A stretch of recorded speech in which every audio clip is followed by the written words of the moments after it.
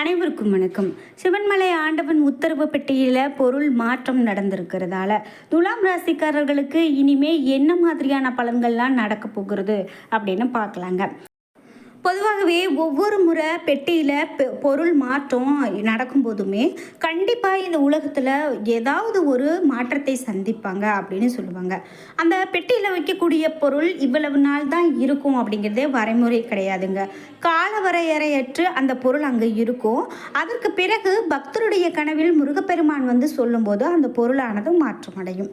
இப்படியாக இந்த ஆண்டவன் உத்தரவு பெட்டியில் வைக்கப்படக்கூடிய பொருளால் ஒவ்வொரு ராசிக்காரர்களுக்கும் என்னென்ன மாதிரியான பலன்கள் நடக்க போகிறது அப்படின்னு பார்த்துட்ருக்கோம். அதே போல் துலாம் ராசிக்காரர்களுக்கு என்ன மாதிரியான மாற்றங்களை சந்திக்க போகிறாங்க அப்படின்னு பார்க்கலாம். இந்த வீடியோ கண்டிப்பாக உங்களுக்கு ரொம்ப பயனுள்ளதாக இருக்கும். வீடியோ உங்களுக்கு பயனுள்ளதாக இருக்கும், ஸ்கிப் பண்ணாமல் பாருங்கள். நீங்கள் இன்னும் சேனலை சப்ஸ்கிரைப் பண்ணாமல் இருந்தால் சப்ஸ்கிரைப் பண்ணிக்கோங்க. கூடவே இருக்க பெல் ஐக்கானை மறக்காமல் கிளிக் பண்ணிவிடுங்க. வாங்க வீடியோக்குள்ளே போகலாம். உங்களுக்கு ஏதோ ஒரு எதிர்மறையான விஷயம் நடந்துக்கிட்டே இருக்குங்களா? வீட்டில் எப்போ பாரு ஒரு குழப்பம், அமைதி இல்லாத தன்மை, நிம்மதி இல்லை, சண்டை சச்சரவு, முக்கியமாக காசு பணம் கையில் தங்க மாட்டேங்குது அப்படின்னலாம் வருத்தப்படுறீங்களா? இந்த வீடியோக்கு கீழே டிஸ்கிரிப்ஷனில் வராகியம்மன் ஜோதிட நிலையத்தின் தொலைபேசி எண் கொடுத்துருக்கேன். அந்த எண்ணுக்கு தொடர்பு கொண்டு பேசி பாருங்கள். கண்டிப்பாக உங்கள் வாழ்க்கையில் இருக்கக்கூடிய எல்லா பிரச்சனைகளுக்கும் சரியான தீர்வு கிடைக்கும். துலாம் ராசிக்காரர்களுக்கு இனிமேல் என்னென்ன மாதிரியான பலன்கள்லாம் நடக்க போகிறது அப்படின்னு பார்த்தீங்கன்னா, ராசிக்கு ராசிநாதன் சுக்கிரன் ஒரு வருடத்திற்கு பிறகு வராரு. எடுத்த காரியத்தை சிறப்பாக செய்து முடிப்பீங்க. பண வரத்து அதிகரிக்கும். துணிச்சலாக எதிலுமே ஈடுபட்டு பாராட்டு பெறுவீங்க. எதிலுமே தயக்கமோ பயமோ இருக்காது. தந்தையினுடைய உடல்நிலையில் நல்ல கவனம் வேண்டும். அவருக்காக செலவு செய்ய வேண்டி இருக்கும். சிலருக்கு இடமாற்றம் உண்டாகலாம். தொழில் வியாபாரத்தில் லாபம் கூடும். ஆனால் கைக்கு பணம் கிடைக்கிறதுல தாமதங்கள் ஏற்படலாம் அப்படின்னு சொல்லப்படுது. புதிய ஆர்டர்கள் உங்களுக்கு கூடுதலாக உழைப்பதன் பேரில் கிடைக்கும். வாடிக்கையாளர்களை திருப்தி செய்ய முற்படுவீங்க. உத்தியோகத்தில் இருக்கிறவங்க மேன்மை அடைவீங்க. குடும்பத்தில் இருக்கிறவங்க உங்களுடைய விருப்பத்திற்கு மாறாக எதையுமே செய்வாங்க. கணவன் மனைவிக்கு இடையே பிரச்சனைகள் ஏற்பட்டு நீங்கும். நண்பர்கள் மூலமாக உங்களுக்கு அதிகமான நன்மை உண்டாகும் அப்படின்னு சொல்லலாம். மேலும் பெண்களுக்கு எதிலுமே ஈடுபட்டு வெற்றி காணக்கூடிய காலகட்டமாகவும், கலைத்துறையினர் அதிகமாக உழைக்க வேண்டி இருக்கும் எனவும், அரசியல்வாதிகளுக்கு மேலிடத்தில் இருந்து சந்தோஷமான செய்திகள் வரும் எனவும், மாணவர்களுக்கு கல்வியில் நல்ல முன்னேற்றம் காண கடுமையாக உழைக்க வேண்டி இருக்கும் எனவும், கல்விக்கான செலவுகள் கூடும் எனவும் சொல்லப்படுது. சித்திரை 3 மற்றும் 4ஆம் பாதங்கள் இனி வரக்கூடிய காலகட்டத்தில் என்ன மாதிரியான மாற்றத்தை ஏற்படுத்தும் அப்படின்னு பார்த்தீங்கன்னா, வரக்கூடிய காலகட்டத்தில் குடும்பத்தில் இருக்கிறவர்களுடைய செயல்பாடுகள் உங்களுக்கு ரொம்பவே டென்ஷனை கொடுக்கறதா இருக்கலாம். கணவன் மனைவிக்கு இடையே மனம் விட்டு பேசி எடுக்கக்கூடிய முடிவுகள் நல்ல பலனை பெற்றுக் கொடுக்கும். பிள்ளைகளிடம் அனுசரித்து போகிறது உங்களுக்கு ரொம்ப நல்லதுங்க.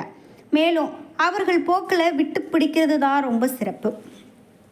சுவாதி நட்சத்திரக்காரர்களுக்கு இனிமே பலன்கள் எப்படி அமைய போகிறது அப்படின்னு பார்த்தீங்கன்னா, கோபத்தை கட்டுப்படுத்துவதன் மூலமாக வீண் வாக்குவாதங்களை தவிர்ப்பது மிகவும் நன்மை அப்படின்னு சொல்கிறாங்க. வீண் செலவை தடுக்க திட்டமிட்டு செயல்படுவது உங்களுக்கு இப்போது ரொம்ப நல்லது. சக ஊழியர்களை அனுசரித்து செல்வது மிகவும் நன்மையை கொடுக்கும். மிகவும் பொறுமையுடனும் கவனமாகவும் வேலைகளை செய்கிறது ரொம்ப அவசியம். விசாகம் 1 மற்றும் 2, 3ஆம் பாதங்கள் வரக்கூடிய காலகட்டத்தில் என்ன மாதிரியான பலன்களை பெற போகிறாங்க அப்படின்னு பார்த்தீங்கன்னா, இனி வரக்கூடிய காலகட்டத்தில் வாழ்க்கையில் முன்னேற்றம் உண்டாகும். எதையும் சமாளிக்கக்கூடிய திறமை உண்டாகும். அடுத்தவர்களுடைய செய்கை உங்களுக்கு கோபத்தை ஏற்படுத்தலாம். எனவே நிதானமாக இருக்கிறது நல்லது. மேலும் நீங்கள் ஸ்ரீரங்கநாதரை தரிசனம் செய்து வணங்குவது சுபிட்சத்தை கொடுக்கும். இல்லறத்தில் இருந்த சச்சரவுகள் எல்லாம் நீங்கும் அப்படின்னு சொல்லப்படுது. இது மட்டும் இல்லாமல் இன்னும் என்னென்ன மாதிரியான பலன்கள் எல்லாம் துலாம் ராசிக்காரர்களுக்கு சொல்லப்படுது அப்படிங்கிறத தொடர்ந்து வீடியோவில் பார்த்துட்டு வரலாம். மேலும் நீங்கள் மகாலட்சுமி வழிபட உங்களுக்கு மிகவும் நன்மைகள் நடக்கும் அப்படின்னு சொல்லலாங்க. சித்திரை 2, 4 இதில் உங்களுடைய தன குடும்ப வாக்காதிபதி ஆட்சியாக சஞ்சரிக்கிறதால பொருளாதார நிலை கண்டிப்பாக உயருங்க. குடும்பத்தில் நிம்மதி இருக்கும். தொழில் முன்னேற்றம் அடையும். வெளியூர் பயணம் உங்களுக்கு ஆதாயத்தை கொடுக்கும். பழைய கடன்களை அடைத்து நிம்மதி அடைவீங்க. சுவாதி நட்சத்திரக்காரர்களுக்கு பலன்கள் எப்படி இருக்கும் அப்படின்னு பார்த்தீங்கன்னா, 5ஆம் இட ராகுவால குடும்பத்தில் திடீர் சச்சரவுகள் தோன்றலாம். வரவை விட உங்களுக்கு செலவு அதிகமாக இருக்கலாம். லாபக்கேது செலவிற்கு ஏற்ற வரவை வழங்குவார். வியாபாரம் முன்னேற்றம் அடையும். வெள்ளிக்கிழமையில் நீங்கள் நிதானமாக செயல்படுவது ரொம்பவே நல்லது. விசாகம் 1 மற்றும் 2, 3ஆம் பாதத்தில் அப்படின்னு பார்க்கும்போது குருவினுடைய பார்வைகளும் லாபக்கேதுவும் ராசிக்குள்ள ஆட்சி பெற்று சுக்கிரன் குடும்பத்தில் நிம்மதியை உண்டாக்குவார். வரவை அதிகரிப்பார். அரசியல்வாதிகள் செல்வாக்க உயர்த்துவாங்க. வம்பு வழக்கு உங்களுக்கு சாதகமாகும். சனிக்கிழமை புதிய முயற்சிகள் வேண்டாம் அப்படின்னு சொல்கிறாங்க. நீங்கள் ஏதாவது ஒரு விஷயத்தை செய்ய நினைக்கிறீங்க அப்படின்னா, தொடங்க நினைக்கிறீங்க அப்படின்னாலும் சரி, அதை புதிதாக சனிக்கிழமை நாட்களில் செய்ய வேண்டாம் அப்படின்னு வலியுறுத்தப்படுது.